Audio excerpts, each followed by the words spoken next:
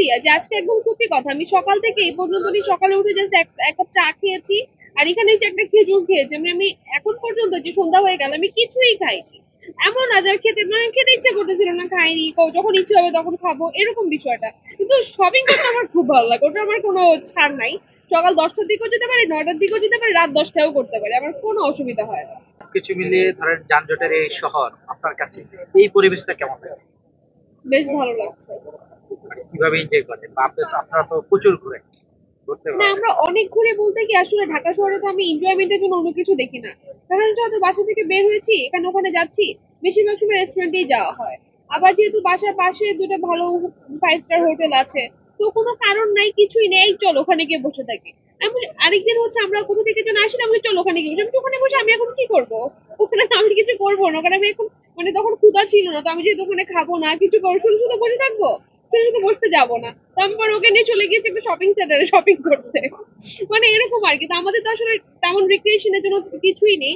তো দেখা যাচ্ছে যে কারো যদি বললাম তো যে এই জায়গাতে এসে হয়তো বসলে মন ভালো হতে পারে, সুইমিং করলে ভালো লাগতে পারে, সবকিছু মিলে আর কি, যেহেতু এরকম সচরাচর দেখা যায় না বা পাওয়া যায় না। আপনার ক্ষেত্রে আসলে মন ভালো করার সংজ্ঞাটা কি? খাওয়া দাওয়া না, বা আমার শপিং ক্ষেত্রে ঘোরা আসলে কোনটা? আমার যদি কোনোদিনও দেখা যায় আজকে আমার মুড খুবই অফ, শরীরও ভালো লাগছে না, আপনি যদি আমাকে বলেন আমার বাসা থেকে হেঁটে আমাকে এই শপিং মলে যেতে হবে, মোটামুটি কাছাকাছি দূরত্বই, যদি আমি আমি হেঁটেই যাব, সেখানে গিয়ে আমি আমার পছন্দ মতো যা যা ভালো লাগে সবকিছু কিনে নিয়ে আসতে পারলে আমার খুব ভালো লাগে। আমি তখন আমি একদম ফুরফুরা, আমার আমি ভালো অনেক সময় লাগতেছে। বলি যে ডাক্তার আমাদের মানে কোনো অসুখ করলে মেডিসিন দেয় না, ওর মেডিসিন হলো শপিং।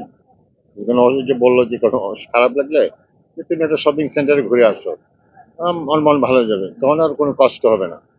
অনেকে বলে আপনারা খালি ঘোরেন আর খান, প্রচুর বেশি খান। আসলে আসলে এটা কি সত্য? না, যেমন অনেস্টলি যে আজকে একদম সত্যি কথা, আমি সকাল থেকে এই পর্যন্ত সকালে উঠে জাস্ট এক কাপ চা খেয়েছি। আর এখানে এসে একটা খেজুর খেয়েছি। আমি এখন পর্যন্ত যে সন্ধ্যা হয়ে গেল আমি কিছুই খাইনি।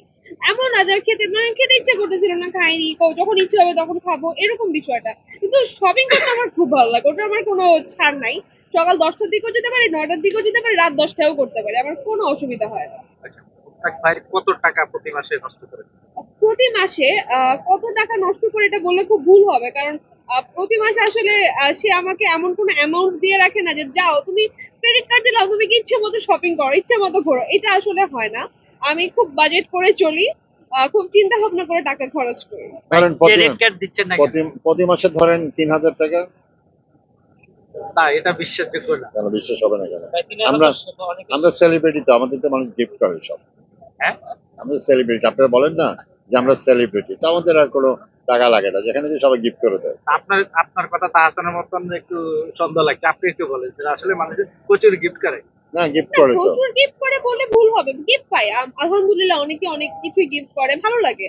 দেখা যাচ্ছে যে কেউ যদি একটা চাবি রিংও গিফট করে, আমার সেটাই ভালো লাগে, কারণ আর গিফট আর তো ও গিফট। হচ্ছে বাচ্চা মানুষ, কি শপিং করবে? চকলেট কিনবে, এগুলোই তো কিনে, পুতুল আপনারা কিনে। বলেন কেন ভাই, আমরা একটু শুনি না, না। আমি বলি তো, না, বা আমি আমি আছে তো এই একসাথে যে করি। রেকর্ডে এটা বলি।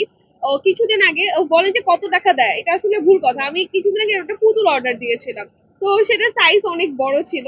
তো আমাকে বলছে কি আমাকে মিনিসোতে নিয়ে গিয়েছে, ওখান থেকে একটা কিনে দিচ্ছে। তা আমি যেগুলো এনেছি ওগুলো ডিফারেন্ট, টোটালি ডিফারেন্ট, অনেক বড় বড় সাইজ, এটা নিয়ে ওগুলো আমি তো আবার কথা পাওয়া যায় বলবো। না। ও আমাকে কিনে দেয়, আসছে তো আমরা গাড়িতে বসেছিলাম, যখন আসে ও পুতুলটা দেখেই ওখান থেকে বিদায় করে আমি দিচ্ছে। সেই পুতুল আমি আমার কিনে দিব না, এত কেন না? কষ্ট হয়েছে, ওই সে জন্য আমি আমাকে, সারাটা না না, দিন মুড অফ সে করেছিলাম না, আমাকে, সে আমাকে ওটা আচ্ছা কিনে দেয় বলো, নাই। পরে আমি বলতেছি। তারপরে হচ্ছে আমরা এক জায়গায় বসেছিলাম, এখানে পরে কি নিয়ে বসে, ঠিক আছে আমি কিনে দেবো, শুনে আমি খুব লাফালাফি করতেছি, খুব খুশি হয়েছি। তারপরে বলেছে না আর দিব না। এই যে মানুষ যে বলে দিয়েই গেছে, না বিষয়টা না, আসলে পুতুলটার এরকম কাহিনীটা না। বলতে হয়। ও তো ওর পুতুল ভাই দিচ্ছেন পছন্দ। না কেন? না না, আমি বলি তো, বলছে যে পুতুল নিয়ে আসছে, যে কোরিয়ারে পুতুল নিয়ে আসছে। তো আমি দেখি একটা ট্রাক আসছে, ট্রাক আসছে না, মিনি ট্রাক। তারপর বোধ হয় ওরা বিভিন্ন জায়গায়, তারপরে যে দুইটা আলমারি নামাচ্ছে, হ্যাঁ, আলমারি সাইজ 5 ফিট সাইজ, কত ওগুলো 6 ফিট আম- ছিল, একটা ছিল 5 ফিট। একটা 6 ফিট, 5 ফিট, 6 ফিট 5 ফিট পুতুল আমি কোথায় রাখবো? হ্যাঁ, কারণ আমার সাথে তো একজন আছে 5 ফিট, সরি 5 ফিটের একটু উপর। তা এর থেকে বড় আমি রাখতে পারি না।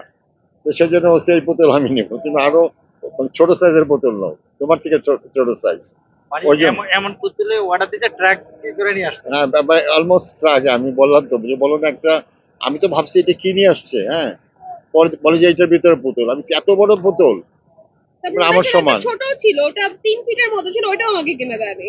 সবগুলোই মানে ফেরত দেওয়া না ভাই, আমরা এতদিন জানতাম আপনি কখনো হতাশ করেন না, না যা না চাই না তাই না, না, দিন। একেবারেই ভুল কথা। ইভেন আমি আজকে একটা কথা বলবো, ওই দিন কিচেনটা নিতে চেয়েছিলাম খুব কম প্রাইস। তো মানে আমার আসলে যেটুকু আমার মানে আমার যা ছিল আমার শেষ হয়ে গেছে, আমার কাছে আর পয়সা ছিল না ওই মুহূর্তে।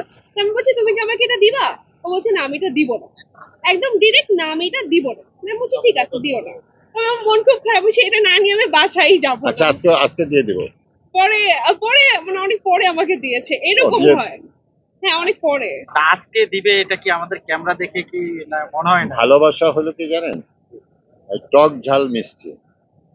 সবসময় বিরিয়ানি ভালো লাগে না, আবার অনেক সময় ওই যে ঝাল সবকিছু মিক্স করতে হয়। তো ভালোবাসায় দেদা পানো সবকিছুতেই টক ঝাল মিষ্টি দরকার হয়। স্বাদের ক্ষেত্রে আপনার কি পরিবর্তন আসছে কিনা?